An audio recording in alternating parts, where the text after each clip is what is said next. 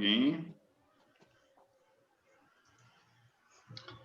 Bom, a turma está chegando e nós vamos então iniciar a nossa reunião. Quero agradecer a presença de todos, tanto da turma da comunidade nossa do Herculano, do Centro de Estudos Espíritas José Herculano Pires, como também convidados, que temos muitos hoje, para o nosso evento. Agradecemos a presença e a companhia.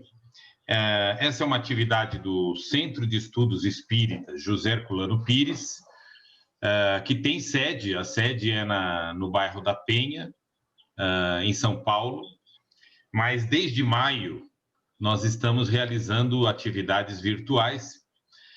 Tanto os grupos estão realizando atividades de estudos e diversas, como nós temos também essa atividade pública, que já era pública quando tínhamos as atividades presenciais, e decidimos então fazer essas atividades públicas, as palestras virtuais, utilizando a tecnologia que temos hoje. E da hora que nós começamos, no mês de maio até agora, tivemos plena continuidade.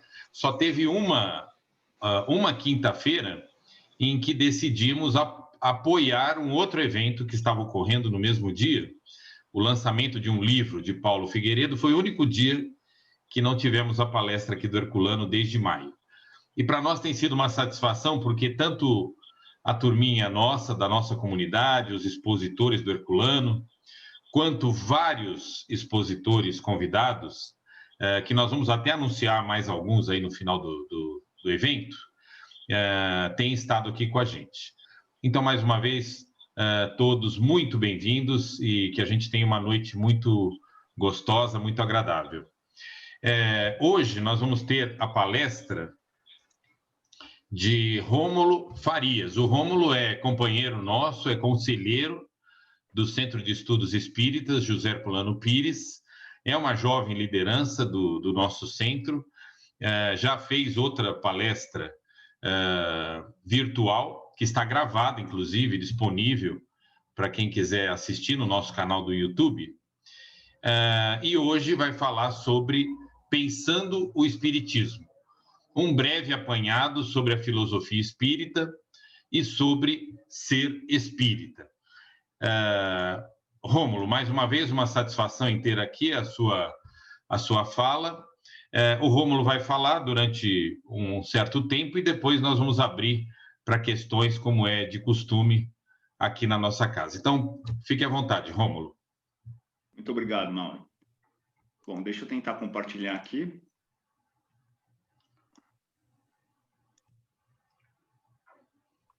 Tudo certo? Apareceu, né? O áudio tá bom também? Tá ótimo. Bom, então, primeiramente, agradecer a presença de todos aqui, dando essa força, tanto para o estudo da doutrina, quanto para o Centro de Estudos José Herculano Pires. Como eu sempre digo nas minhas apresentações, eu ainda não sou um criador de conteúdo na doutrina espírita. Eu sei que vários presentes aqui já são criadores de conteúdo, como Mauro, já tem livros escritos, mas eu ainda não sou um criador de conteúdo. Então, todas as apresentações que eu trouxer para vocês, eu faço questão de trazer a fonte e as referências de onde eu tiro os conceitos. Porque, infelizmente, hoje, a gente vê pela internet, eu nem digo que é por má intenção, muitas pessoas criando conteúdo sobre, teoricamente, doutrina espírita, que, infelizmente, acabam saindo completamente dos princípios básicos da doutrina.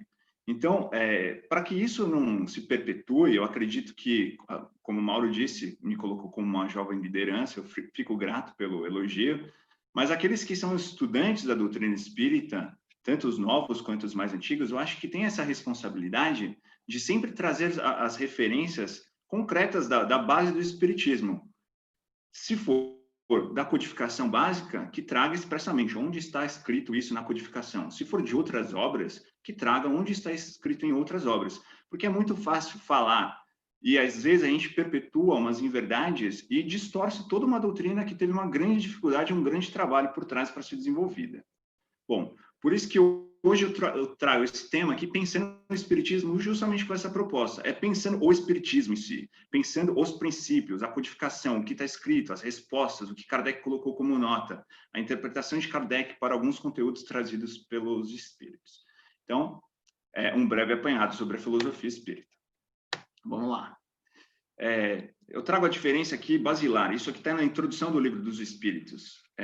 Kardec fez a questão de diferenciar o que era espiritualismo e o que é espiritismo. Primeiro, porque espiritismo não existia antes de Kardec. Foi uma palavra cunhada por Kardec. E isso é algo que a gente realmente tem que respeitar e a gente sempre tem que ressaltar. O termo espiritismo não existia. Kardec criou justamente para diferenciá-lo das doutrinas espiritualistas. E o que são as doutrinas espiritualistas? Doutrinas espiritualistas são todas aquelas que acreditam em algo além da matéria, ou seja, elas se contrapõem ao espiritualismo. Portanto, todas aquelas que acreditam em Deus ou que acreditam em alma são espiritualistas. Por incrível que pareça, o catolicismo, o protestantismo, todas as religiões orientalistas, a maioria, né, são espiritualistas. Agora, o espiritismo ele se diferencia por um conceito básico, cunhado por Kardec, um breve apanhado. Tem por princípios as relações do mundo material com os espíritos ou seres do mundo invisível. Ou seja, Kardec, na introdução ao estudo da doutrina espírita, e vocês vão encontrar em diversas passagens a sigla IEDE.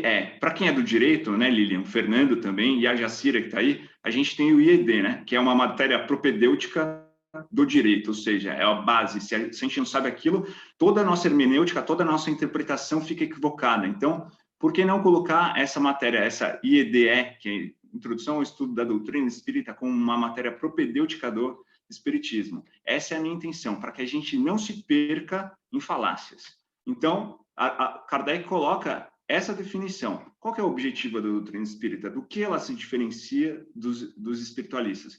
É justamente porque o espiritismo acredita racionalmente e comprovado empiricamente, que a gente vai ver mais para frente, na comunicação entre o mundo visível e o mundo invisível, ou o mundo dos espíritos.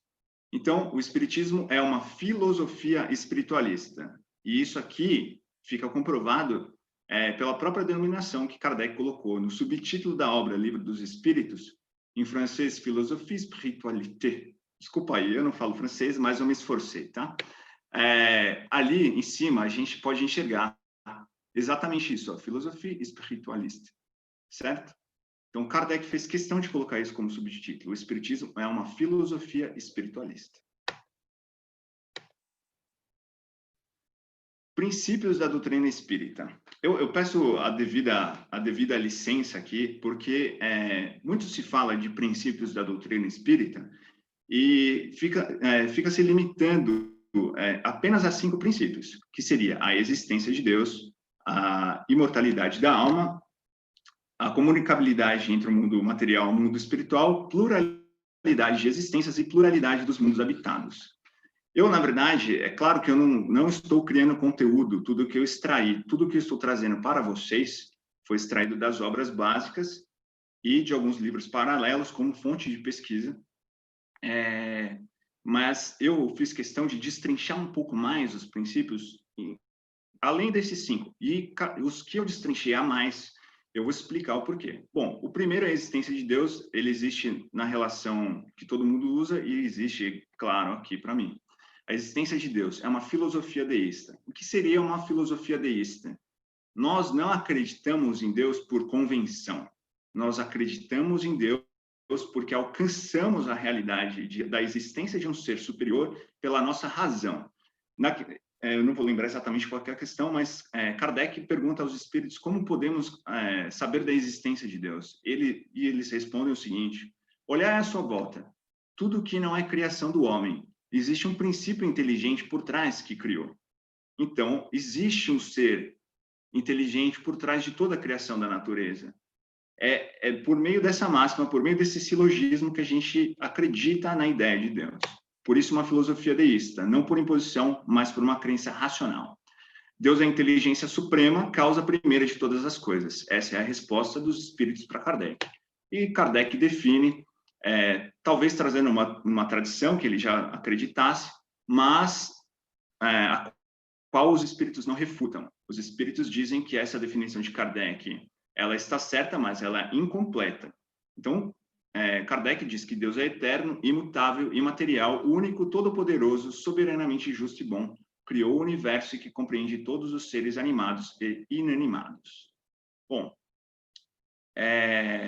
por que os espíritos dizem a Kardec que essa não é uma definição completa de Deus? Porque eles dizem que a nossa capacidade cognitiva e no nosso grau de evolução, nós não temos condições de chegar na conceituação de Deus. Mauro, há 2 semanas, salvo engano, deu uma aula sobre o que é Deus, porque é um assunto polêmico também. Poucos têm a coragem de fazer isso. Eu gosto de debater muito sobre isso, só que não caberia aqui, porque a gente ficaria um dia e seria insuficiente. Mas depois, se vocês quiserem, o Mauro até indica o link da aula que ele deu. Foi no domingo retrasado, salvo engano, né, Mauro? Bom, vamos lá. Segundo princípio, e esse aqui eu coloco como a minha visão, né? Eu não estou criando conteúdo, mas é claro que eu vou trazer o meu prisma sobre os princípios do espiritismo. Para mim, a pré-existência do mundo espírita, isso é um conceito do qual a gente não pode se desvincular. Na ordem das coisas, qual dos dois é o principal? O mundo dos espíritos ou o mundo corpóreo? A resposta dos espíritos é o mundo espírita. Ele pré-existe e sobrevive a tudo. Por que eu coloco isso como um princípio? Por que eu coloco isso como um elemento propedêutico do espiritismo? Simplesmente porque se todos nós, na verdade, se todos os seres humanos entendessem que o mundo material, guardado a sua devida importância, não digo que ele não tem importância, tem muita importância, mas ele não é a nossa principal meta.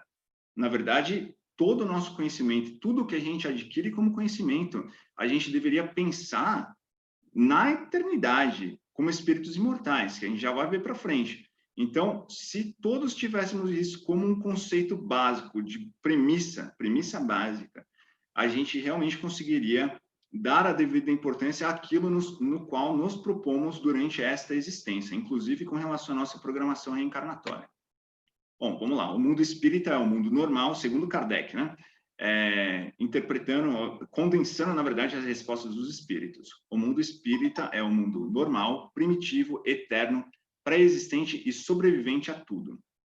Então, ele antecede, ele é pré-existente, certo? E mesmo que esse mundo, por algum motivo, como já existiu, né, pela literatura, não na codificação, mas na literatura extra-codificação, extinção de mundos e etc., a gente sabe que mesmo se extinga o mundo material, o mundo espiritual e suas dimensões diversas, interpenetradas, inclusive com o mundo material, ele continua existindo. Bom,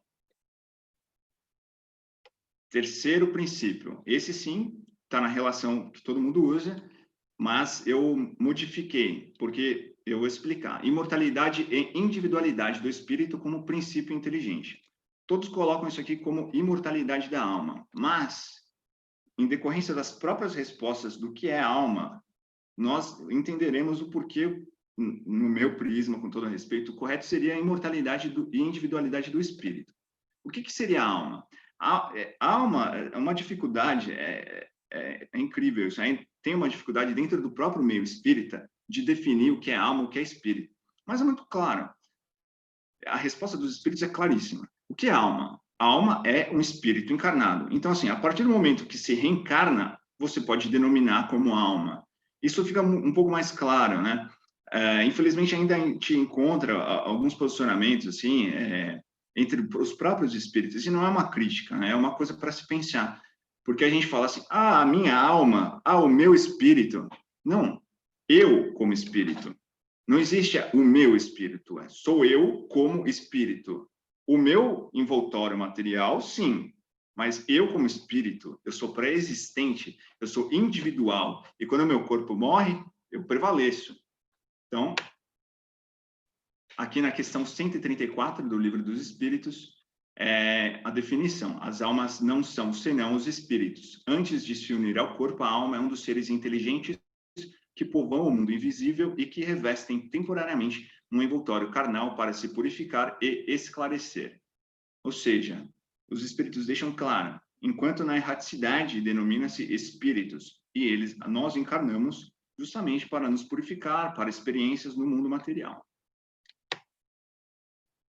a alma é um espírito encarnado do qual o corpo não é senão um envoltório. Allan Kardec, na introdução do Livro dos Espíritos, a alma tinha sua individualidade antes de sua encarnação e a conserva depois da sua separação do corpo. Ou seja, o espírito, né? Até Kardec coloca aqui, mas é porque ele está falando do espírito enquanto encarnado. Mas nós mantemos a nossa individualidade, ou seja, o que eu gosto, o que eu penso, teoricamente, os meus hábitos, eles vão se perpetuar mesmo com o perecimento do meu corpo físico, porque o princípio inteligente, de onde emana todos os comandos inteligentes, é o espírito, somos nós como espíritos. Bom, quarto princípio, que se coloca como pluralidade de existências, eu prefiro colocar como reencarnação, um princípio da doutrina espírita, reencarnação. Por que eu faço essa divisão, essa diferenciação? Reencarnação versus pluralidade de existências. Ora, existência, eu só tenho uma. Como espírito imortal, eu sou desde o do princípio inteligente universal até a eternidade, é uma existência só. Eu só tenho uma existência. Eu posso ter inúmeras reencarnações, mas eu só tenho uma existência. Então, vejamos, até os espíritos, em suas respostas, colocam como pluralidade de existências. Mas eu trago esse debate, na verdade, para a gente aprofundar um pouco mais o raciocínio, para ter um pouco mais de clareza nos conceitos. Na minha opinião, é uma existência só, e são várias reencarnações. Bom, como pode a alma que não alcançou a perfeição durante a vida corpórea acabar de depurar-se, sofrendo prova de uma nova existência? Então, assim, percebam que tudo que eu estou falando aqui, eu estou trazendo as fontes de onde foi tirado, né? A preocupação é sempre trazer as fontes. Falar de orelhada, falar por falar, é fácil. Agora, faça um trabalho de pesquisa sério e não perpetue falácias, infelizmente. E não por má intenção, eu não estou falando que são pessoas mal intencionadas, mas eu acho que tem que ter realmente uma responsabilidade maior. Quando eu trago conteúdo para vocês, eu me preocupo extremamente, porque eu não estou falando por mim, eu estou falando por uma doutrina que é secular e que tem muita gente que já trabalhou demais por ela, porque acredita que seja um instrumento realmente de renovação da humanidade, né? Bom, na questão 166C, e eu acho até engraçado aqui essa resposta, vou fazer meu comentário pessoal agora. Kardec, ele tinha um método, ele tinha a essência tanto de pesquisador, e isso tem que ser enaltecido sempre na figura de Kardec, que ele perguntava até se sentir satisfeito. Enquanto ele não extraía tudo o que ele achava que ele tinha que extrair, ele perguntava. Então, nessa questão 166, ele fez 3 perguntas seguidas sobre a mesma coisa, a ponto do espírito chegar e dar uma resposta curta e grossa. Não foi mal educado, ele só foi contundente, o espírito. Então, Kardec pergunta de novo. Parece resultar desse princípio que a alma, depois de deixar um corpo, toma outro, ou então, ela se reencarna em um novo corpo. É assim que deve se entender? Resposta: evidente. É evidente. Ou seja, não pergunta mais, já está claro. Tudo que eu tinha para falar, já falei. É evidente. Aí você interprete do jeito que você quiser. É quase isso que eles falaram para Kardec, educadamente, claro. Mas eis aí o mérito de Kardec, tentar extrair o máximo. Bom, ainda em reencarnação. O objetivo da reencarnação. Qual seria o objetivo da reencarnação? Então, expiação, aprimoramento progressivo da humanidade, sem o que onde estaria a justiça? É claro, como a gente pode entender que existe um ser que é uma inteligência suprema, criador do universo, dos multiversos, hoje a gente já sabe da conceituação de multiversos, e que permita tanta desigualdade desde a saída, né? Porque alguns têm paralisia cerebral e outros correm 100 metros em 9,2 segundos? Porque uns nascem em favelas de palafitas e outros nascem em castelos? Entende? E isso não estaria de acordo com a justiça de uma inteligência superior. É por isso que os espíritos trazem a reencarnação como uma grande máxima de justiça divina. Sem o conceito de reencarnação, poderia-se duvidar de uma divindade. Mas isso aí é para a gente pensar, filosofar a respeito. Bom, Allan Kardec ele vem e diz na introdução lá do Livro dos Espíritos que a vida material é uma prova que deve suportar por várias vezes até que hajam alcançado a perfeição absoluta. Mais uma vez, Kardec condensando as respostas dos espíritos para colocar, para formular esses princípios, né, no Livro dos Espíritos. E aqui eu trouxe a conceituação de expiação. A gente tem que tomar muito cuidado, justamente porque algumas linhas de raciocínio dentro do espiritismo, e eu não digo que é, mais uma vez, não é mal intencionadas, talvez equivocadas em termos de raciocínio, colocam expiação como se fosse uma imposição de uma divindade.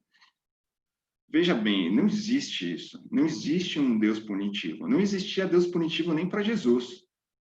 O Espiritismo não traz a ideia de um Deus punitivo. Infelizmente, algumas passagens do Evangelho segundo o Espiritismo, com todo respeito a alguns espíritos que trouxeram as respostas, que ainda tinham muito um ranço, digamos assim, não pejorativamente, de outras religiões, traziam a ideia da punição, né? Inclusive, em alguns pontos é colocado como lei de Talião. Mas, espera aí, a lei de Talião, mas nem a humanidade usa, entendeu? A lei de Talião hoje é visto como um atraso. Então, não tem como a gente acreditar que tudo que acontece nessa existência seja uma punição de alguém, ou seja, tipo, matematicamente uma causa. Por exemplo, arrancou o braço de alguém, você vai cair de moto e vai perder o braço. Ou, por exemplo, o pessoal, infelizmente, todos os mortos de Brumadinho, eles devem ter enterrado vivo várias pessoas. Cara, isso é de uma visão tão tacanha e tão rasa, chega a ser ofensiva. É ofensiva para minha razão, é ofensivo. Acreditar nisso é uma coisa extremamente ofensiva. É lógico que tem uma lógica por trás de tudo, mas não tem como a gente escarafunchar e falar, é isso, é matemática. Não tem como, tem uma lógica por trás de tudo, mas nem tudo que acontece nessa existência é por conta de uma punição, entendeu? Nossa existência corporal aqui, nossa existência nessa encarnação, de fato, é para o nosso aprimoramento moral, intelectual. É muito mais difícil estar encarnado, obviamente. Então, sim, nesse sentido, é uma expiação para que a gente se depure, para que a gente se aprimore, mas não é uma punição, né? Existe a lei de causa e efeito, mas não é tão matemática assim, não pode, não faz nenhum sentido, não tem lógica. Então, com todo respeito a alguns segmentos espíritas que ainda defendem, que professam isso de alguma forma, acho que passou do momento a gente rever isso aí, senão fica um discurso leviano, coisa que Kardec jamais concordaria, na minha opinião, claro. Agora eu estou dando a minha opinião, né? Bom, mais uma vez, qual que é a necessidade da encarnação? Como eu disse, né? Estar encarnado é muito mais difícil. Aqui é uma dimensão extremamente densa. Aqui a gente vive a flor da pele, tudo que a matéria exige da gente, os maus hábitos, também ditos como vícios, ou até as dificuldades mesmo da convivência com espíritos que não temos tanta afinidade, ou com atividades que não temos tanta afinidade, ou com governos que não temos tanta afinidade, ou nenhuma afinidade, diga-se de passagem. E é isso, eu acho que a necessidade da reencarnação é justamente essa dificuldade, é na dificuldade que a gente acaba crescendo. Não é uma visão punitivista, muito pelo contrário, sabemos que até para tudo, né? Para a evolução intelectual, para tudo, não é fácil. Ler um livro de 2.000 páginas não é fácil, é muito difícil, é muito árduo, exige disciplina, exige empenho, assim como estar encarnado exige disciplina, exige empenho. Então, é o mérito do espírito, claro, que quando bem intencionado, também é assistido por espíritos mais evoluídos, também nos ajudam. Tal. Mas, em primeiro momento, a responsabilidade é toda nossa, claro. Bom, vamos lá. Quinto princípio. Transmigração progressiva. É um princípio que eu também trago. Por que eu trago isso aqui? A parte da reencarnação. Muitos dizem que a transmigração progressiva, ou seja, o espírito não retroage, a evolução é sempre progressiva. Muitos dizem que isso aqui é um subprincípio da reencarnação. Eu discordo diametralmente. Por quê? Doutrinas orientalistas que acreditam na reencarnação acreditam na metempsicose. É o que a gente vai ver adiante. Então, para diferenciar as demais doutrinas reencarnacionistas, eu acredito que a gente tem que colocar a transmigração progressiva como um princípio da doutrina espírita, sim. Porque os espíritos não retroagem, eles podem estagnar, mas eles não retroagem. Então, os espíritos trazem a seguinte resposta na questão 133. Todos foram criados simples e ignorantes, instruíram-se nas lutas e tribulações da vida corporal, como eu acabei de falar. E na 189, Kardec pergunta: desde o princípio de sua formação, o espírito desfruta da plenitude de suas faculdades? Resposta: não, porque o espírito, como homem, tem também a sua infância. Em sua origem, os espíritos têm apenas uma existência rudimentar, instintiva, possuindo apenas a consciência de si mesmo e de seus atos. A inteligência se lhe desenvolve lentamente. Então, iria até além, porque acredito que em estágios mais primitivos, talvez nem a consciência de nós mesmos tínhamos, né? Começamos a ter a consciência de nós mesmos quando encarnados como homens, né? E aí Kardec coloca aqui, né? Um homem em suas novas existências pode descer mais baixo que na atual? Resposta, e é daqui que vem o princípio da não retroação. Como posição social, sim. Como espírito, não. Então, um homem em suas novas existências pode descer mais baixo que na atual? Como posição social, sim, porque seria uma provação. Imagina um rei nascendo mendigo, que seria uma experiência completamente diferente, certo? Não é que isso vai acontecer necessariamente, mas se acontecer, ele vai agregar muito em sua experiência. E como espírito, não. Então, o espírito, como espírito, não, a gente não evolui, digamos assim. Bom, já foi. Ainda em transmigração progressiva, como havia dito, não a mentepsicose. O que seria a mentepsicose? Algumas crenças reencarnacionistas acreditam algumas doutrinas filosóficas reencarnacionistas. Vamos colocar respeitosamente assim, porque realmente devemos respeito a todas, afinal de contas são muito mais antigas que o espiritismo, embora não concordemos com alguns princípios, devemos respeitá-los, porque também algumas coisas que eles trazem também agregam, de certa forma. Mas sempre com um enfoque, com a interpretação pela doutrina, né? Pelo menos eu enxergo dessa forma. O espírito que anima o corpo de um homem poderia encarnar-se em um animal? Resposta: isso seria retroceder, e o espírito não retrocede. O rio não remonta à nascente. Uma analogia aqui, né? Então, e aí Kardec depois ele faz uma nota a respeito da mentepsicose. Resumindo aqui, Kardec diz que a mentepsicose seria correta se ela não professasse que haveria saltos evolutivos. Por exemplo, o espírito de um cachorro, ele não pode reencarnar na próxima como um homem, por exemplo, entendeu? Senão teria uma fusão entre, tipo, espécies, e é dito, inclusive, o seguinte: se fosse assim, então poderia se cruzar as duas espécies e poderiam se cruzar as duas espécies. E não é verdade, não há como cruzar um homem e um cachorro. Então ele usa esse silogismo também. E vice-versa, não retroage também. Então, um homem não reencarnaria como um cachorro, nem de um lado, nem para cima, nem para baixo, certo? Bom, vamos lá. Para cima, só se fosse progressivamente, né? Ao longo de muitas existências. Sexto princípio: pluralidade dos mundos habitados. Esse aqui é o que todo mundo gosta, quem curte esse negócio de UFO, etc., vidas em outros planetas. Aqui o Espiritismo também coloca como essa verdade, né? Como esse conceito. Todos os globos que circulam no espaço são habitados? Pergunta de Kardec. E a resposta: sim, e o homem na Terra está longe de ser, como crê, o primeiro em inteligência, em bondade e perfeição. Ainda bem. Imagina se fôssemos os primeiros. Que tristeza seria isso, não? Não dá nem para pensar. Ainda bem que devemos ser estamos lá embaixo. Espero que sim, que sejamos realmente lá embaixo. Porque acreditar que a gente está perto de alguma coisa perfeita é lamentável, né? Bom, e aqui, o espírito devendo passar por várias encarnações, disso se resulta que todos tivemos várias existências e que teremos ainda outras, mais ou menos aperfeiçoadas, que seja sobre a Terra, seja em outros mundos. Então, aqui, na introdução do Livro dos Espíritos, Kardec deixa isso aqui também bem claro, né? Condensando as respostas. Bom.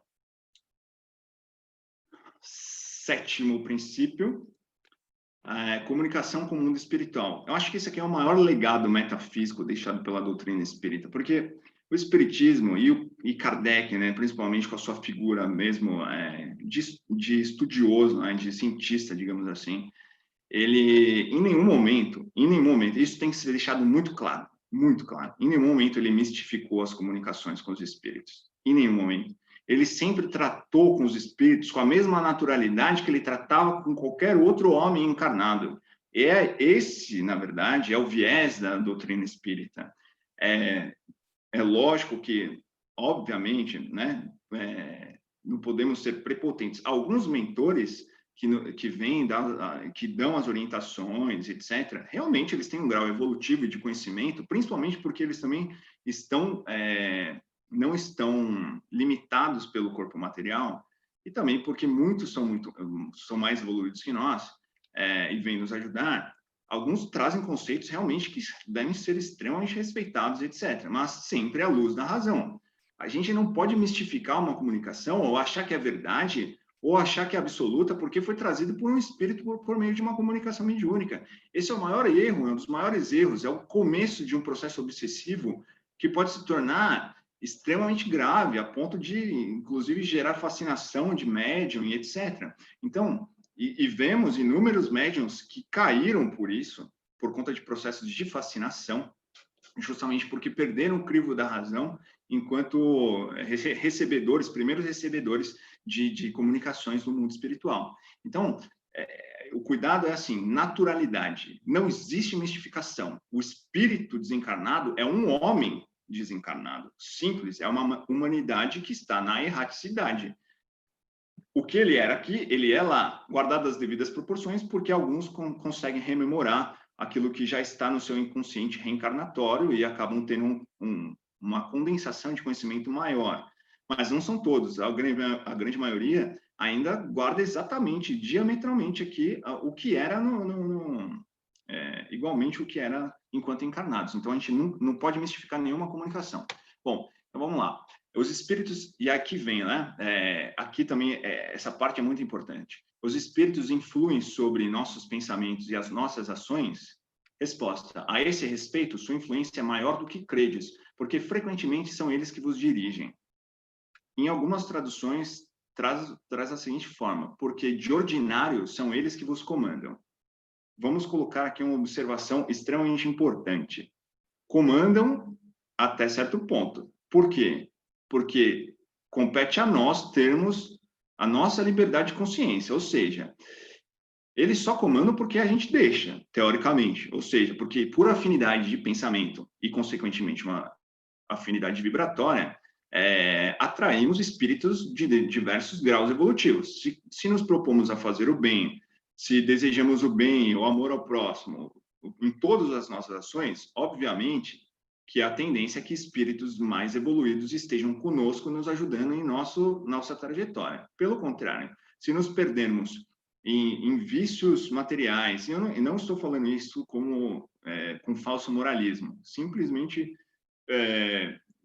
realmente, de forma menos moralista possível. Se nos perdermos em vícios, se nos perdemos em pensamentos de fazer mal, ou de inveja, de orgulho, de vaidade, obviamente que atrairemos também espíritos da mesma categoria, que pensam da mesma forma ou semelhante, né? De forma similar.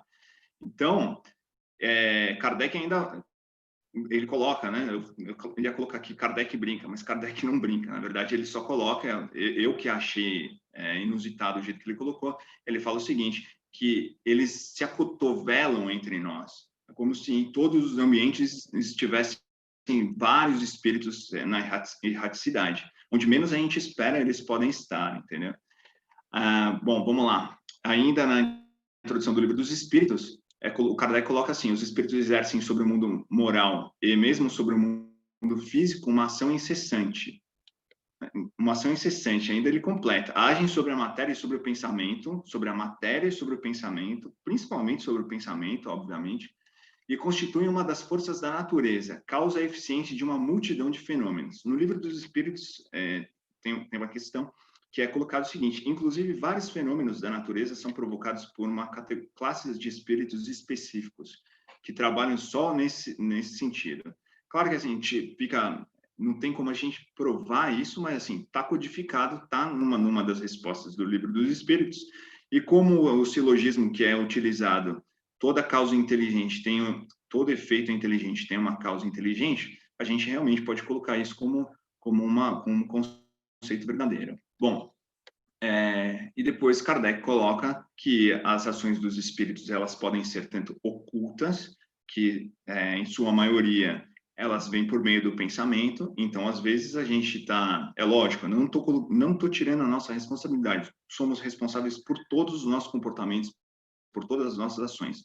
Mas acredito que todos já passaram por isso. Às vezes você está bem, num dia bom, e de repente você se irrita do nada, e você não sabe de onde vem aquilo, não faz sentido com nada que você estava pensando. E quem estuda, quem se preocupa com essa interação com o mundo espiritual, metafisicamente falando, a gente já fica esperto, fala, não, peraí, sabe, não sou eu, não está vindo de mim, eu preciso reformular meu pensamento, faz uma prece, faz um pensamento, faz uma leitura, faz algo que te reequilibre, aí aquilo passa. Se isso fosse uma máxima para todo mundo, acredito que inúmeras brigas, né, não aconteceriam, ou diversas outras coisas ruins não aconteceriam. É lógico, eu não estou colocando tudo como causa espiritual, obviamente. Tem transtornos psicológicos que são por conta de desequilíbrio hormonal, desequilíbrio de inúmeras coisas, sinapses neurais, etc. Tal. E às vezes é temperamento da pessoa mesmo. Mas a gente também tem que entender que essa ação constante dos espíritos depende também da nossa interação com o mundo espiritual. Esse é um dos grandes legados do espiritismo, na minha opinião. Conhecer a si próprio para saber de onde vem aquele pensamento. Né? Bom, o 8º princípio para mim, e eu vou explicar por que eu coloco isso aqui. Todos somos médiums. Eu coloco isso aqui por uma questão simples. A gente idolatrar a figura de um médium está em completo desacordo com o propósito da doutrina espírita. Kardec, em nenhum momento, defendeu esse tipo de conduta. Tanto que sequer tem o nome dos médiuns na codificação. Até que ponto isso é justo ou injusto, eu não sei, mas assim, não estou aqui para analisar isso também. Mas sequer tem a referência. Então, assim, idolatrar a figura de um médium é um grande equívoco. Primeiro, para você ser enganado. Segundo, para o médium entrar no processo de fascinação, um processo obsessivo de fascinação. E segundo, para se perpetuar em verdades. Então, digamos assim, a gente vê, não vou citar nomes aqui, negativamente falando, mas teve um médium recente aí que envolvido em inúmeros problemas. Por quê? Era gerado, ele não era do segmento espírita, né? Era espiritualista, nem a Federação lá de Minas reconhecia e tudo mais, porque ele tinha uns procedimentos que não condiziam com o espiritismo. Mas, digamos, a idolatria daquela figura do médium gerou tudo. Então, assim, é lógico que ele é o principal culpado, eu não estou julgando, mas assim, ele tem uma grande responsabilidade naquilo, de se deixar envolver pelo processo de fascinação. Mas as pessoas também tiveram muita responsabilidade, não os que foram assediados, assim, porque são vítimas, a vítima nunca tem culpa. Mas eu digo assim, a população em geral, de idolatrar um médium, acaba gerando uma sistemática que não vai ser boa a médio e longo prazo. Agora, eu não digo isso, por exemplo, eu vejo que, e respeito extremamente, muitos segmentos espíritas colocam Chico Xavier como uma referência, e ele realmente é uma referência, né? Digamos que devemos total respeito e reverência para a figura dele, no sentido de ser humano, certo? Uma pessoa que dedicou a vida inteira em prol do próximo. Como ser humano, ele merece toda a minha reverência. Como médium, ele merece toda a minha gratidão por todo o legado que ele conseguiu deixar psicografado. Mas idolatria, nem ele queria. É evidente por relatos de pessoas que conviviam com ele, que chegava assim, tem um relato específico, que chegou um rapaz para falar com ele e foi se ajoelhar. E aí o Chico falou assim, meu filho, não se ajoelhe, porque se você se ajoelhar, eu deito. Ou seja, olha a humildade, entendeu? Porque ele sabe da gravidade. Se ele deixa a vaidade falar mais alto, ele acaba com todo um trabalho que ele está desenvolvendo. Então, assim, quando a gente começa a idolatrar um médium, nós estamos destruindo o trabalho daquele médium, de certa forma. A gente tem que respeitar, mas idolatria, jamais. Bom, vamos lá. Então, por quê? E aqui está claro. Por que a gente não tem que idolatrar? A mediunidade é uma faculdade inerente ao homem. É uma condição do homem. Kardec ainda fala, raras as pessoas que não a possuem, pelo menos em estado rudimentar. Sim, são os médiuns intuitivos, os médiuns por inspiração. Pode-se dizer, pois, que todos são mais ou menos médiuns. É isso. Então, assim, todos nós somos mais ou menos médiuns. Tanto que todos nós recebemos maior ou menor influência do mundo, do plano espiritual, do mundo espírita, como o próprio Kardec coloca, né? Nessa interação que a gente acabou de ver no princípio número 7. E aqui, esse foi tirado do Livro dos Médiuns, né? Do capítulo 14, item 159, essa primeira. E essa segunda do Livro dos Médiuns, capítulo 20, item 226. A mediunidade é uma condição orgânica e independe da moral. Ou seja, não é porque a pessoa é médium que ele tem que virar a referência para a sua vida. Às vezes, esse médium ele tem uma condição moral ainda precária e ele recebeu essa digamos, nessa encarnação, essa faculdade para poder também aprender de alguma forma com aquilo. Dizem que os médiums que recebem as comunicações são os primeiros interessados naquele conteúdo, né? A própria Joana disse isso para o Divaldo, o Emmanuel disse para o Chico, para citar os mais em evidência, não? Então, isso aqui é muito importante a gente saber, porque senão o médium vira o quê? Vira pitonisa, sabe? A gente sabe que inúmeros imperadores na história iam consultar as pitonisas e tal. Será que eu vou vencer aquela batalha? Será que eu vou me tornar tal? Ou generais, será que eu vou me tornar imperador, etc. E assim foi em todas as tradições, né? Tanto europeias quanto até nos os vikings, até os orientais, os exércitos, os imperadores, todos iam se consultar. Então, a gente tem que tomar esse cuidado, não colocar o médium como uma pitonísia, né? Porque, na verdade, somos nós que devemos ser senhores das nossas existências, né? Sempre com todo respeito à inteligência superior e aos amigos espirituais que, em muitos momentos, estão nos ajudando. Então, independe da moral. Ótimo. Por isso que eu coloco como princípio. Eu acho que isso aqui, sim, eu coloco um princípio principalmente para diferenciar o espiritismo de algumas tradições espiritualistas do próprio Brasil, e que em muitos momentos os médiuns são utilizados como médiuns de pura consulta. Assim, não é uma crítica direta, mas é uma reflexão que tem que ser feita, né? Porque quando a gente vai ao centro, né?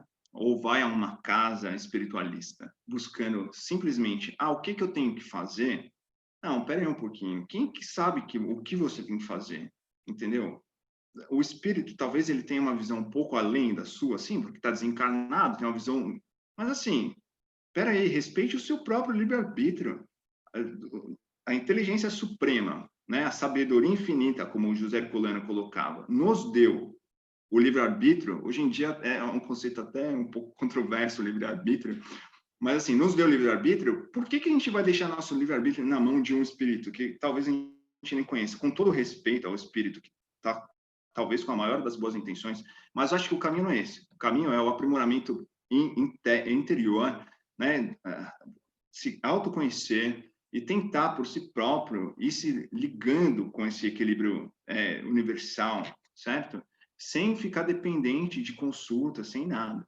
Então, por isso que eu coloquei isso aqui como princípio. É algo que nos diferencia de algumas outras tradições espiritualistas, às quais devemos todo o respeito. Como eu já disse anteriormente, nós espíritas temos que respeitar todas as outras doutrinas. Não temos que nos achar senhores da razão. Bom, aqui, com certeza, talvez o ponto mais controverso da apresentação, e eu digo porque é controverso, assim, até em algumas passagens, né? Algumas passagens por Kardec, como eu vou colocar, mas, assim, no meu ponto de vista ficou claro, e eu vou tentar explicar por que isso ficou claro. Como Kardec colocava o espiritismo? É filosofia ou é religião? Então, aqui na Revista Espírita de 1868, no discurso de abertura, olha, sendo muito sincero para vocês, a Revista Espírita, ela tá, é só jogar no Google, Revista Espírita de 1868.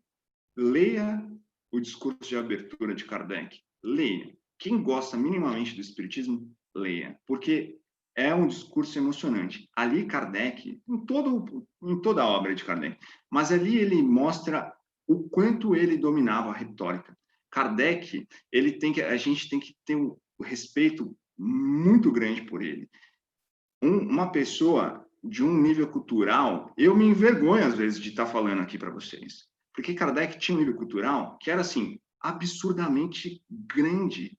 Ele tinha um poder de argumentação, de persuasão, de retórica absurdo. Nesse discurso, além disso, ele coloca toda a emoção dele quando ele diz sobre o que é caridade, o que é fraternidade, qual é o papel do espírita no mundo.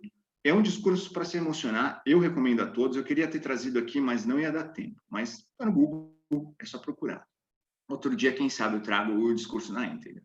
Então, aqui, nesse discurso de abertura, de tanto que bateram nessa tecla para Kardec, porque ele reiteradamente negava: espiritismo não é religião, é filosofia, filosofia, filosofia, filosofia, filosofia. Aí, vários padres, teve um abade que chegou e falou assim: então, o que o espiritismo agrega, então, para o mundo? Tal? E nesse discurso de abertura, ele também fala. Ele colocou da seguinte forma, vamos ler na íntegra aqui, para não ter perdas. Se é assim, perguntarão: então, o espiritismo é uma religião? Ora, ora sim, sem dúvida, senhores, no sentido filosófico. Aí eu grifei, né? O espiritismo é uma religião e nós nos vangloriamos por isso, porque é a doutrina que funda os vínculos da fraternidade e da comunhão de pensamentos, não sobre uma simples convenção, mas sobre bases sólidas, as próprias leis da natureza.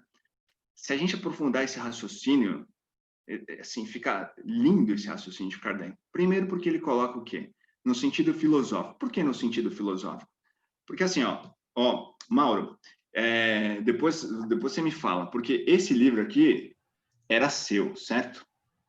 O Laço e o Culto. Quem me emprestou esse livro aqui foi sua irmã, minha querida Emiliana, e porque a gente estava discutindo justamente qual era o conceito de religião e tal. Ela falou: leia esse livro. Meu irmão tem um livro, eu vou te emprestar. Ele me trouxe o livro. Aí eu li esse livro aqui, Krishnamurti de Carvalho Dias, difícil o nome.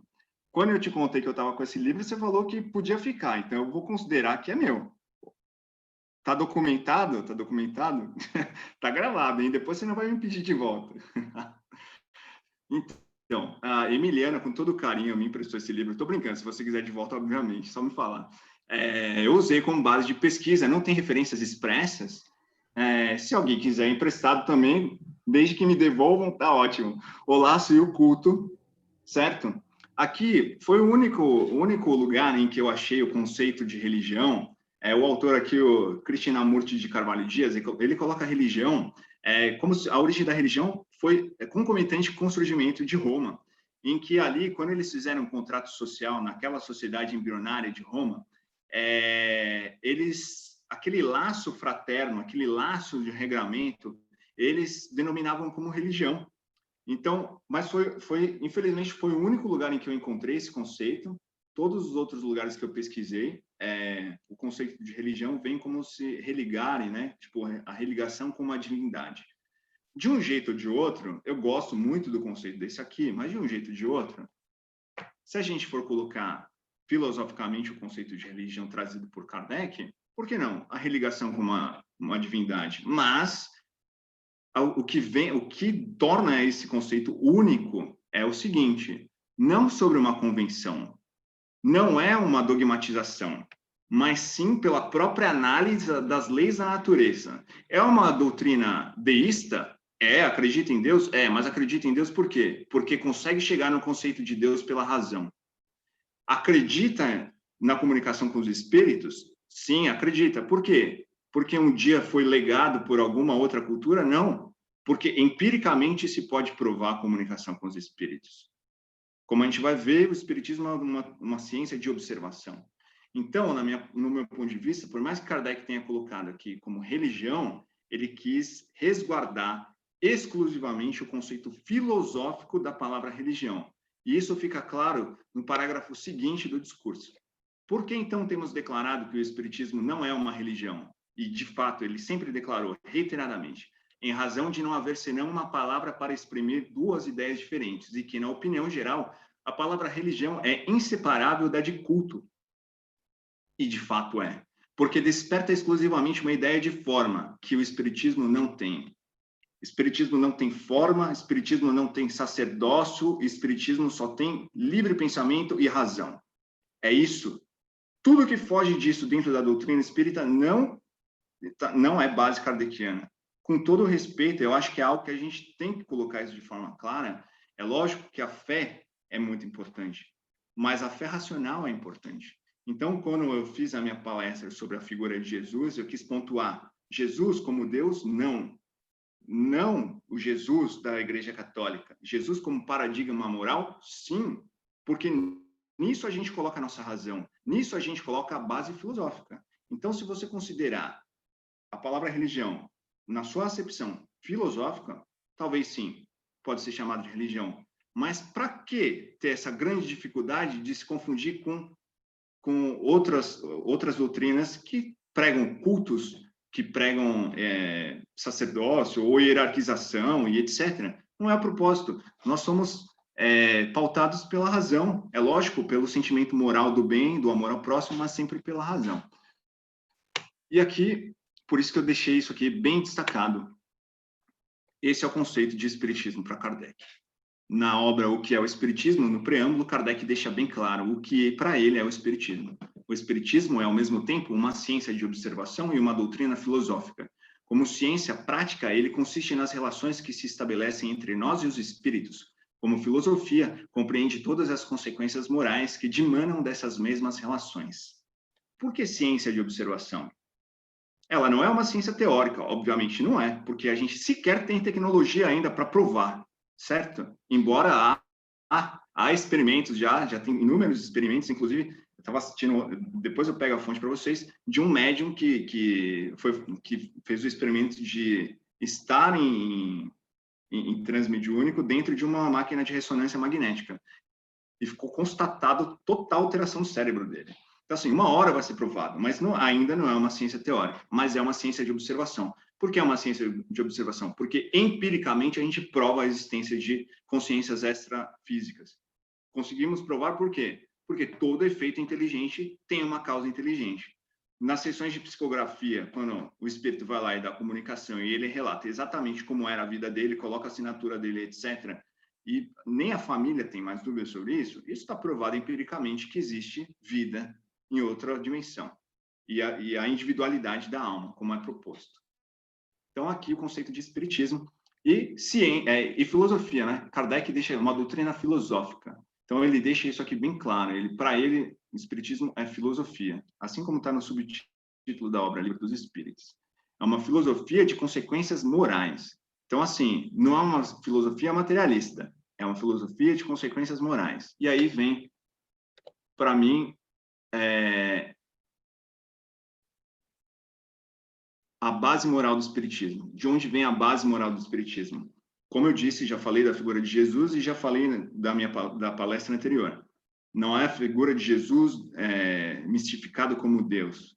É de um espírito ascensionado que há 2000 anos trouxe conhecimentos que não se falava, de certa forma. É lógico que em vertentes orientais já se falava, Buda já tinha falado, Confúcio já tinha falado, mas, de certa forma, ele veio revolucionar o pensamento da época, e até hoje o que ele trouxe ainda faz um barulho, porque, infelizmente, até hoje a gente não consegue colocar aquilo na prática, na íntegra, o amor ao próximo na íntegra. A gente fala e fala e fala e não consegue ainda.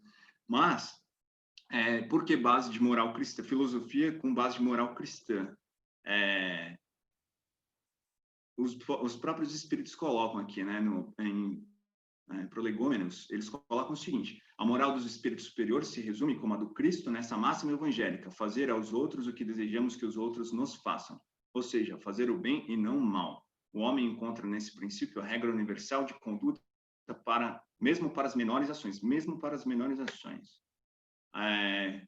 para dividir a última bala. É isso. Vai dividir o último biscoito do pacote. A gente pode exercer isso aqui, o amor ao próximo. Por que você vai ficar com o último biscoito do pacote? Divide com quem está ali do seu lado, entendeu? Se a gente levasse essa máxima para a sociedade, talvez as mazelas fossem menores. E aí, ainda em Prolegômenos, todos os que tiverem visto o grande princípio de Jesus se confundirão no mesmo sentimento de amor ao bem e se unirão por um laço fraterno que envolverá o mundo inteiro. Deixarão de lado as mesquinhas disputas de palavras para somente se ocuparem das coisas essenciais. Ou seja, como paradigma moral. E é bom ter um paradigma moral. E com todo o respeito, né, com o legado que foi deixado, que há 2000 anos ainda é muito, muito eficiente. 2020, né? E o último princípio, sob o meu prisma, a fé racional. E isso aqui realmente traz a marca de Kardec, um grande pensador. Talvez né, a gente não, por preconceito, talvez Kardec não seja colocado como um dos grandes pensadores e filósofos pelas filosofias materialistas, mas ele deveria realmente ser muito respeitado nisso. Pode a fé ser raciocinada ou cega, nada examinando. A fé cega aceita sem verificação, assim o verdadeiro como o falso, e a cada passo se choca com a evidência e a razão. Então, a fé cega, ela é imposta por dogmas. Mesmo ela se chocando com a razão, às vezes as pessoas que estão dentro desses dogmas, elas não querem sair daquela zona de conforto, e mesmo contrariando a própria razão, as pessoas não deixam de acreditar. É quase o mito da caverna de Platão, né? Por mais que a luz está ali, você está vendo a luz. Não, mas eu não vou para a luz porque... mas eu não sei o que é, entendeu? Você fica ali na caverna e você não quer abrir sua consciência. Parece pejorativo do jeito que estou falando, mas é só para fazer uma analogia ao mito da caverna. Bom, e preconizar alguém a fé cega sobre um ponto de crença é confessar-se impotente para demonstrar que está com a razão. É exatamente isso aqui. Kardec coloca de forma contundente, de forma brilhante. Na verdade, isso aqui, na verdade, é uma citação... é Kardec mesmo, é Kardec, desculpa. É que eu não coloquei entre parênteses AK aqui, mas foi Kardec. E preconizar alguém a fé cega sobre um ponto de crença é confessar-se impotente para demonstrar que ele está com a razão. Exatamente, a fé cega, se você eu acredito piamente isso aqui, não quero sair dessa zona de conforto, porque, na verdade, você não consegue provar aquilo racionalmente. Você tem medo de sair daquela zona de conforto. Então, para algumas pessoas, acreditar na comunicação com os espíritos, acreditar em reencarnação, é deixar de falar assim, nossa, eu vou para o paraíso, entendeu? E a gente sabe que o paraíso está muito longe daqui, né? Muito longe. Porque nem existe, na verdade, né? Bom, vamos lá. E aqui, finalizando, para não tomar o tempo de vocês, acho que é uma das frases mais contundentes de Kardec, porque não há fé inabalável, senão aquela que pode encarar a razão face a face, em todas as épocas da humanidade. Esse é o propósito do Espiritismo. A fé filtrada pela razão, sempre, todos os conceitos, sejam eles trazidos pelos espíritos, sejam eles trazidos por encarnados, e qualquer outro tem que passar pelo crivo da razão. É só assim que a gente respeita a nossa individualidade, é só assim que a gente alcança a nossa individuação, e é só assim que a gente alcança a sublimação como espíritos imortais que somos. Muito obrigado a todos. Referências bibliográficas, todas aqui, certo? Se alguém quiser... Esse último estudo aqui do Adolfo de Mendonça Júnior é excelente, é da Universidade Federal de Pernambuco, fala sobre as diferenças entre o espiritismo e as outras religiões mediúnicas. Se alguém quiser também, muito bom. E é isso, pessoal. Espero que eu não tenha torrado a paciência de vocês. Obrigado. Muito obrigado, Rômulo. Deu para ver, então, que o Rômulo buscou exatamente sistematizar um conjunto de reflexões sobre o espiritismo e traz aí uma proposta muito interessante sobre como a gente pode compreender os vários elementos fundamentais do espiritismo, né? Alguns propõem modelos mais curtos, com poucos princípios, poucos eixos, né? E você está propondo um conjunto um pouco mais largo, com toda a fundamentação. Eu achei fantástico o seu trabalho. Vamos discutir, então. Vamos abrir aqui para as pessoas comentarem, fazerem questões e assim por diante. Vou comentar inicialmente aqui sobre uma fala do Amorim, e o Amorim, se quiser falar também, fique à vontade. Muito interessantes as observações e interpretações apresentadas. Aponto, no entanto, que a interpretação sobre diferentes existências materiais é que são as reencarnações e que compõem o roteiro de trabalho, entre aspas, trabalho, o roteiro de trabalho do espírito em sua vida, sendo esta única. Amorim, você quer falar sobre isso, por favor? Você está fazendo um questionamento aí sobre um dos pontos que o Rômulo levantou. A questão que ele coloca, eu entendo que é apenas de nomenclatura, porque quando Kardec se refere a existências, eu não lembro agora exatamente onde, mas ele caracteriza como existências materiais. Então, ele não está falando de existência do espírito, ele está falando de existências materiais, justamente para diferenciar entre vida, que quando ele fala em vida, ele está falando em vida espiritual, e quando ele está falando em existência, são existências materiais. Então, a gente precisa nos entender em relação às nomenclaturas empregadas, só isso. Rômulo. Não, sim, eu concordo com o Amorim. É claro, assim, não resta dúvida interpretativa em nenhum momento o que seria o conceito de existências ali em nenhuma das obras. É que, na verdade, eu trouxe aqui para o debate justamente como ele coloca aqui, é o próprio raciocínio de Kardec, né? A mesma coisa falando de coisas diferentes, a mesma palavra falando de coisas diferentes. Então, eu quis trazer isso aqui para apimentar um pouco, justamente porque para as pessoas pararem para pensar mesmo, né? Porque algumas pessoas não param, né? Falam, a gente não tem, infelizmente, a gente não tem muito essa visão da continuidade, né? Da nossa individualidade enquanto espíritos. E isso faz toda a diferença. Por isso que eu trouxe essa discussão. É lógico que é uma questão simplesmente de nomenclatura e Kardec não deixa dúvida em nenhum momento. Essa discussão, se me permite, Rômulo, Amorim, nos remete para a discussão da interexistência que o Herculano levantou apenas sob o ponto de vista de que nós convivemos com espíritos.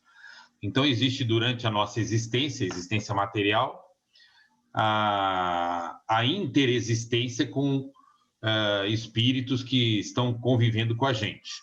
Agora, uma extensão que tem sido muito discutida do conceito de Herculano é a da interexistência do ponto de vista da própria existência no plano espiritual e durante a vida espiritual. Então, realmente é uma questão de nomenclatura.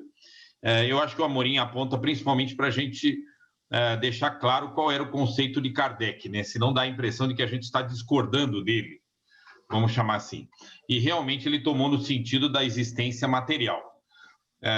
Quero entender que a sua ideia, Romulo, é de a gente estender essa discussão de existência para uma coisa transcendental. Seria isso, né?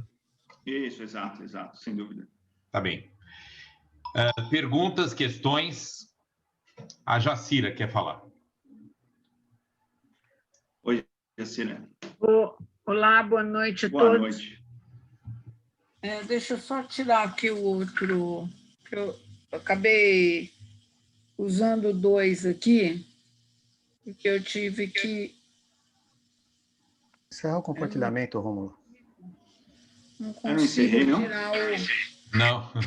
Não consigo tirar o som de um deles. Espera aí, mais fácil. Eu espero que conseguir. Espera aí que eu vou ajudar. Pronto, acho que deu certo, mal. Já deu certo. Aqui. Sim.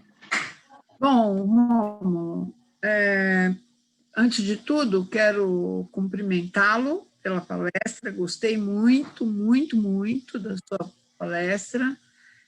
Gostei demais também de você ter usado o Laço Oculto do Krishnamurti.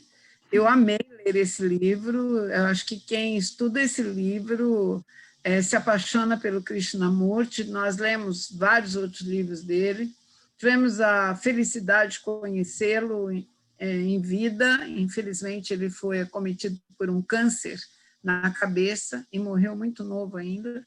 Mas um grande autor, um conhecedor profundo do espiritismo. E eu gostei muito do seu trabalho e de você ter, inclusive, usado essa referência. Quero te fazer uma pergunta, Rômulo, porque eu não sei se eu entendi direito. Eu tive a impressão que, no momento que eu estava circulando, escutando a sua palestra e andando com o fone de ouvido, eu tive a impressão que você disse que o foco da nossa preocupação tem que ser a eternidade e não a vida material. Eu também gosto bastante de a gente dizer esse corpo e não o meu espírito, porque nós somos um espírito, né? Então, nós somos um espírito, todas as oportunidades de aprendizado, elas são muito valorosas, do meu ponto de vista.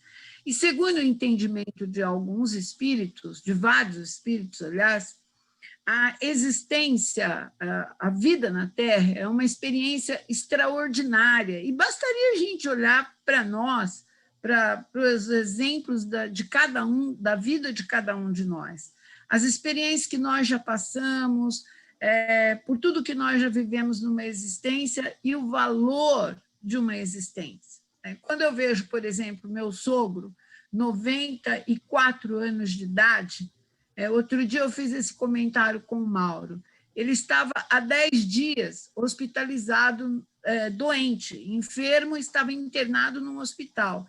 Esta semana, a família publicou entre todos nós um vídeo do seu Geraldo lá na marcenaria, trabalhando na marcenaria. Então, se a gente analisar um fato desse isolado, a gente já pode entender o valor de uma existência, né? Quanto que uma existência permite a gente crescer em todos os sentidos. E eu acho que as maiores dificuldades nossas, seres humanos, que a gente sempre fala assim, nós estamos muito mais perto dos mundos primitivos do que dos mundos evoluídos. Isso é um fato, Kardec colocou isso e a gente também comprova no nosso dia a dia. E isso é devido a quê? Principalmente a nosso egoísmo, nosso orgulho, a nossa dificuldade de exercitar a empatia, de se colocar no lugar do outro, de sentir a dor do outro, de enxergar o problema do outro pelo viés dele, porque a gente sempre quer analisar o outro pelas nossas lentes, né? Por que ele não faz assim? Se ele fizesse como eu faço, daria certo para ele. Só que ele é ele e eu sou eu, ele não pode fazer como eu faço, né? É outra pessoa. Então, se a maior dificuldade que nós temos é de lidar com o outro, acho que essa existência física, ou qualquer existência física, é uma oportunidade fantástica para a gente aprender e crescer. Então, eu penso, a encarnação, a finalidade precípua da encarnação é permitir que a gente cresça, que a gente aprenda e cresça. Então, eu acho que valorizar essa existência física é valorizar a vida do espírito, é valorizar a oportunidade do crescimento e do amadurecimento. Eu consigo ver muito assim, essa diferença, vamos valorizar a vida eterna e não essa vida aqui. É nessa vida que a gente aprende, do meu ponto de vista, eu gostaria de ouvi-lo sobre isso. Aliás, só um parênteses, tem um amigo nosso, estudioso também, um gênio, e ele defende a seguinte teoria, que o espírito encarna se ele quiser, porque o espírito pode crescer em qualquer circunstância, encarnar... É uma teoria que ele desenvolve, certo? Eu não estou entrando nesse mérito, mas só para a gente colocar aqui. No meu ponto de vista, até confrontando um pouco essa teoria desse nosso amigo, a existência tem um valor fundamental. Queria ouvi-lo sobre isso. Bom, só uma observação com relação a essa teoria do seu amigo. Eu acredito que a gente também pode evoluir na erraticidade. A gente não fica parado na erraticidade, principalmente se a gente já atingiu algum grau já de conhecimento e de lucidez. A gente pode trabalhar na espiritualidade, assim como a gente sabe que tem números... A teoria dele é que dá para crescer só... Sem reencarnar. Ah, não, só não, somente, aí não. Somente não. É isso aí. Agora só... É que assim... É difícil a gente aprofundar numa discussão quando eu tinha 10 princípios para falar. Então, eu falei bem por cima, talvez eu não tenha deixado claro. eu não sou e jamais serei uma pessoa alienada. Para mim, o espiritismo é um instrumento de renovação social. Se estamos nessa reencarnação é para fazer diferença nesse plano, em primeiro lugar. Então, não é para a eternidade que eu vivo. É lógico que o que eu quis dizer é o seguinte: os meus valores, eles têm que ser pautados em uma lógica mais estendida, porque senão eu só vou querer coisas para esse mundo, eu só vou querer enriquecer, porque eu, sei lá, quero enriquecer nesse mundo, quero ser bem-sucedido nessa reencarnação, etc. Não, isso seria também outro tipo de alienação. Então, assim, nenhuma alienação, nem outra. Nem a alienação de viver só para a eternidade, porque senão eu estaria dentro de um... Eu não vou falar, eu ia falar mosteiro, mas eu ia criticar todos os mosteiros, né? Não é a intenção criticar aqui. Mas, assim, viveria alienado. Não, eu, como espírita, eu tenho que ser atuante dentro da sociedade. Como eu disse, eu não posso acreditar que uma desigualdade social é decorrente de uma punição ou de uma expiação. Eu tenho que ser um cara atuante dentro da sociedade para acabar com isso de uma vez por todas, porque o meu princípio básico como espírita é o amor ao próximo. Então, jamais eu posso ser alienado a ponto de achar que eu tenho que viver só para a eternidade. Entendi, obrigada. Eu tenho uma pergunta também, Rômulo, sobre a questão de todos somos médiuns. Você propôs essa lista como sendo uma lista de princípios, né, o que a gente talvez pudesse chamar de fundamentos do espiritismo. Eu queria entender, apenas para entender a redação mesmo, por que você não prefere apenas dizer comunicabilidade dos espíritos, ou que nós podemos nos comunicar com os espíritos como sendo um desses princípios, um desses fundamentos? Que me parece que a questão de todos sermos médiuns digamos, uma das facetas desse princípio mais geral, né? Porque possivelmente algumas pessoas poderiam não ser médiuns, né? Então a gente teria, digamos, a comunicabilidade de qualquer forma e outras algumas pessoas não serem médiuns. Então, apenas uma questão: se você não acha melhor colocar como princípio mais geral aquele de que os seres humanos se comunicam com os espíritos. Então, Mauro, a proposta aqui, na verdade, foi tentar destrinchar um pouco mais alguns conceitos, justamente para poder diferenciar o espiritismo de outras doutrinas mediúnicas. Então, se a gente coloca comunicabilidade com os espíritos, a Umbanda acredita na comunicabilidade com os espíritos, o Candomblé acredita na comunicabilidade com os espíritos. Só que na Umbanda, os médiuns são usados como consulta, e no Candomblé, nem todos podem... assim, desculpa, eu não conheço, então estou falando en passant. Eu não posso ser leviano e falar, é isso, mas assim, pelo pouquíssimo que eu sei dessas outras doutrinas, no Candomblé nem todo mundo pode ser médium, porque o médium tem que ser escolhido, etc, etc. Eu quis colocar como princípio justamente porque isso diferencia o espiritismo dessas outras doutrinas mediúnicas. Se Kardec coloca que todos podem ser médiuns, não tem por que eu idolatrar médium. Se Kardec coloca que mediunidade é uma faculdade orgânica e não tem nada a ver com moral, por que os médiuns têm que ser escolhidos para dar comunicação? Então, foi justamente por isso. Ampliei como princípio porque nos diferencia de outras religiões, de outras doutrinas mediúnicas. Não sei se eu fui claro. Não, está claro, sim. Acho que é uma boa motivação, reconheço. Apenas para colocar um contraponto, na minha opinião, a diferença entre o espiritismo e outras doutrinas na questão da mediunidade é a de método, não é a de princípio, né? Todas essas doutrinas consideram que a gente se comunica com os espíritos. Só que o método kardecista, o método espírita de tratamento da mediunidade é diferente dos demais. Talvez como sugestão, né? Coloco para você colocar na sua lista aí, dentro do tópico mediunidade, a questão do método, que é o que diferencia realmente. Foi até esse ponto que Kardec usou como primeiro ponto do Livro dos Médiuns, que ele queria diferenciar como que o espiritismo tratava a mediunidade, né? Mas, de qualquer maneira, assim, eu entendi. Eu concordo com você. De fato, o método é o que nos diferencia praticamente de tudo, né? O método de Kardec é extremamente científico, se a gente for pensar. e sem mistificação, que, na verdade, deve nos dar muito orgulho, né? Porque a gente realmente tem que tratar com os espíritos com a mesma naturalidade que a gente trata com o encarnado, entendeu? Guardados as devidas proporções que eu já expus. Agora, eu não acho que é só de método, entendeu? É porque eu acho que essa parte de você criar uma imagem aumentada ou, sabe, sublimada de um médium, acaba acontecendo em algumas outras filosofias mediúnicas, entendeu? Doutrinas mediúnicas.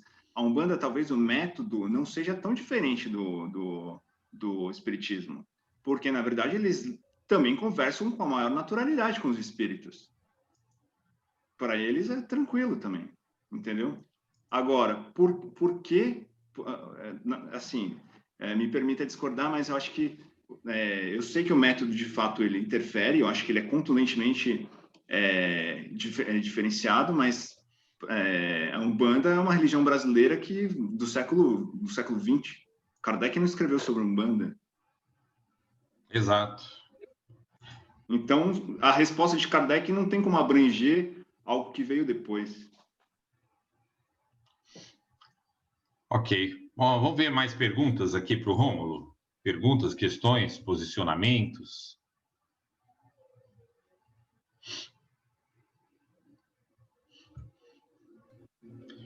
Posso falar? Por favor, Lilian. Alô? Obrigado pela presença, viu? Obrigada, eu. Eu tenho uma Fiquei dúvida. tão emocionado que minha imagem saiu. É uma amiga de longa data. Você mencionou o não retrocesso, né, na existência, não na existência, no decorrer da existência do espírito, não sei, não vou usar termos muito técnicos.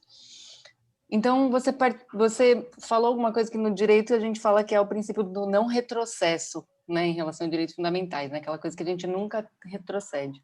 Se o espírito não retrocede e só, no máximo que ele faz é estagna, o que justifica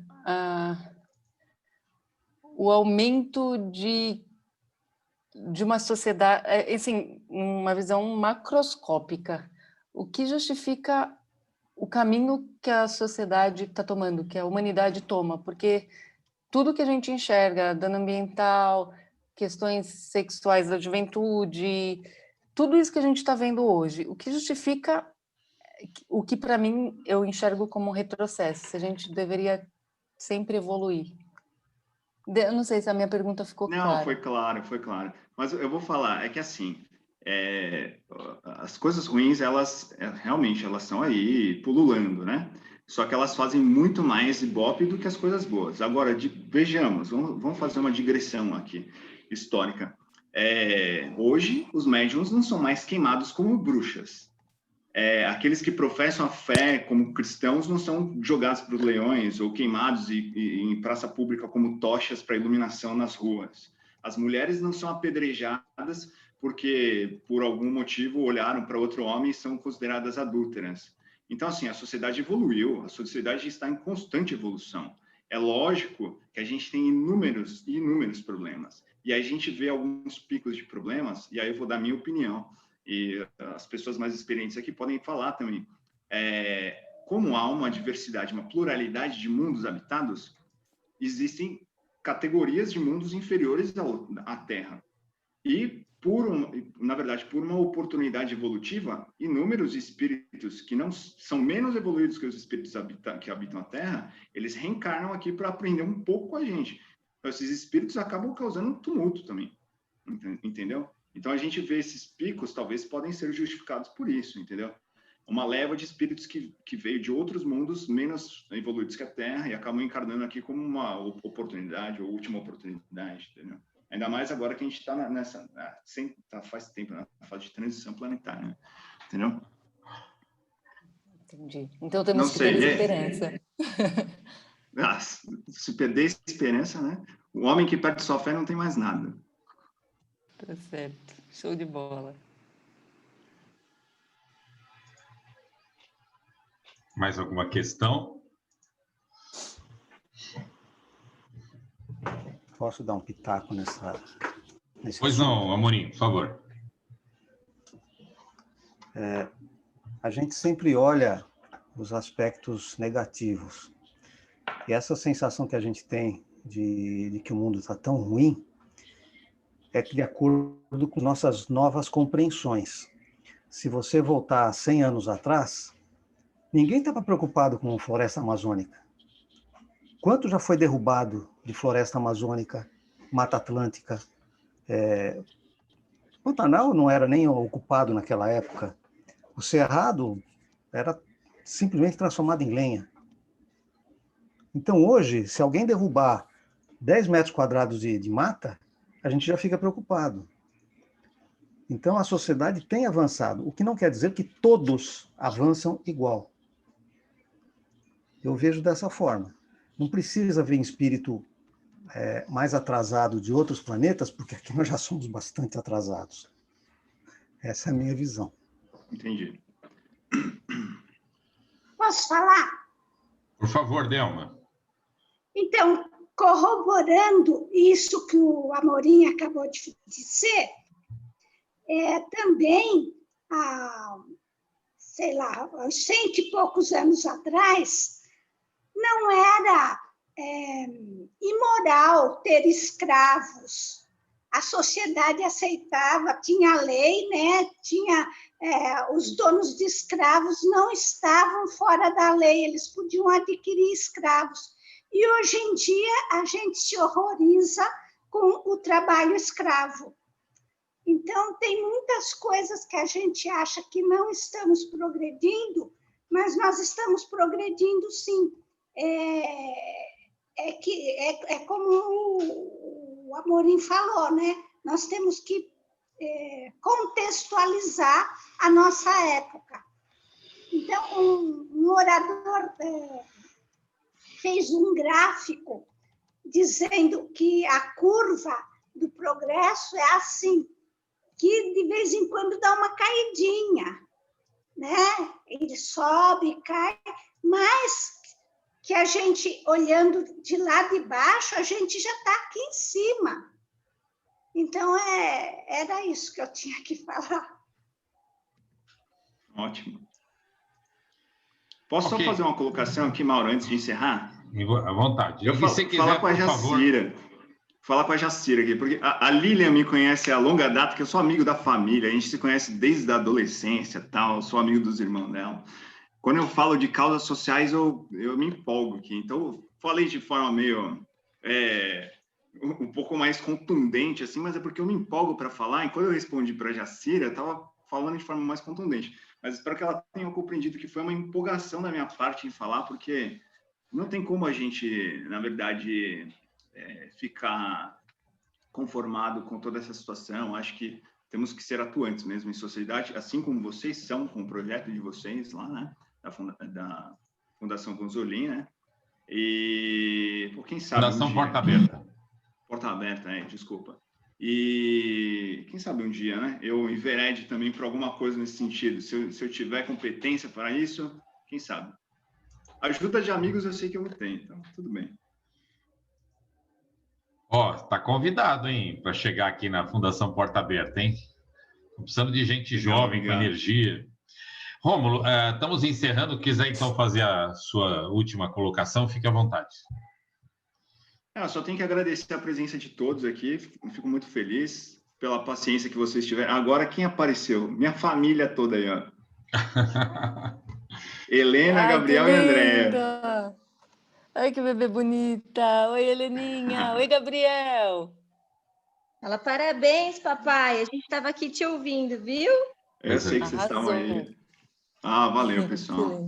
Família linda. É por conta desses pinguinhos de gente que a gente não pode se conformar, entendeu? A gente tem que legar alguma coisa melhor para eles, entendeu? A gente carrega um legado de equívocos, né? De experimentos do passado, e é inevitável, porque faz parte da evolução da sociedade. Eu sei que eu sumi, peraí. Mas a gente tem que se esforçar para deixar um legado melhor. E é isso. Bom, agradecer a presença de todos e a paciência por ter me ouvido, tá bom? E aqueles que estão aqui pela primeira vez, que voltem para as outras palestras também, que todas as quintas-feiras, né, Maura? temos palestras públicas aqui pelo Zoom. O próximo tema será? Na próxima semana, Rômulo, bom, antes de tudo, agradecendo mais uma vez pela sua exposição, pelo seu trabalho, pela sua pesquisa, que a gente nota claramente que não é algo que você fez sem se esmerar e se dedicar para poder propor algo assim tão estruturado para a gente. Muito obrigado e parabéns. Eu quero até propor uma salva de palmas mais uma vez aqui para o Rômulo pelo trabalho realizado. Valeu, pessoal. Muito obrigado. Na próxima semana... Palmas do seu Geraldo são uma honra, viu, seu Geraldo? Pronto, aí, ó. Na próxima semana, nós teremos uma exposição sobre o ECA, que é o Estatuto da Criança e do Adolescente. A Jacira, não sei se ela está nos ouvindo, eu vou pedir, por favor, para ela comentar sobre o promotor Joel, que é o nosso convidado para fazer palestra na próxima semana. Ele já esteve com a gente assistindo algumas palestras anteriormente. Jacira, você poderia, por favor, falar sobre o trabalho do Joel? Deixa eu ver se ela está nos ouvindo, que ela estava com um probleminha aqui de vovó agora, que é tudo coisa de família, né? Mas, enfim, o Joel é um promotor do Ministério Público do Estado de São Paulo, atua na região de Araçatuba, tem amizade com a Jacira de muitos anos, é espírita, frequenta centro espírita e trabalha com o Estatuto da Criança e do Adolescente. Muitas discussões existem sobre esse assunto e muita ignorância, principalmente, sobre esse assunto. Então, o que vai trazer aqui o Joel? Primeiro, um melhor esclarecimento sobre o que é o ECA, os princípios do ECA, e uma discussão do ponto de vista espírita, do Estatuto da Criança e do Adolescente. Resumidamente, como as crianças devem ser protegidas, atendidas, como as crianças devem ser vistas, e até mesmo como as crianças devem ser vistas quando cometem algum ato infracional, que é algo que é muito discutido na nossa sociedade. Então, esse vai ser o tema da semana que vem, para a nossa honra aqui. E no dia 10 de dezembro, nós teremos aqui um trabalho muito bacana. Estará aqui presente o grupo musical Bolinho de Carne com Berinjela, que fez muito sucesso no movimento espírita nos anos 80. Cada um está num canto do Brasil. Eles resolveram recentemente se reunir, fazer umas lives e reconstruir o seu trabalho.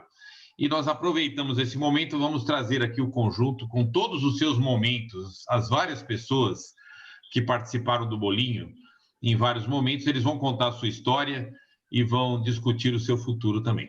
Então, são essas nossas próximas edições aqui dentro do nosso programa do Centro de Estudos Espíritas José Herculano Pires. Agradecer a presença de todos, agradecer pela companhia, principalmente, e a gente volta, então, na semana que vem.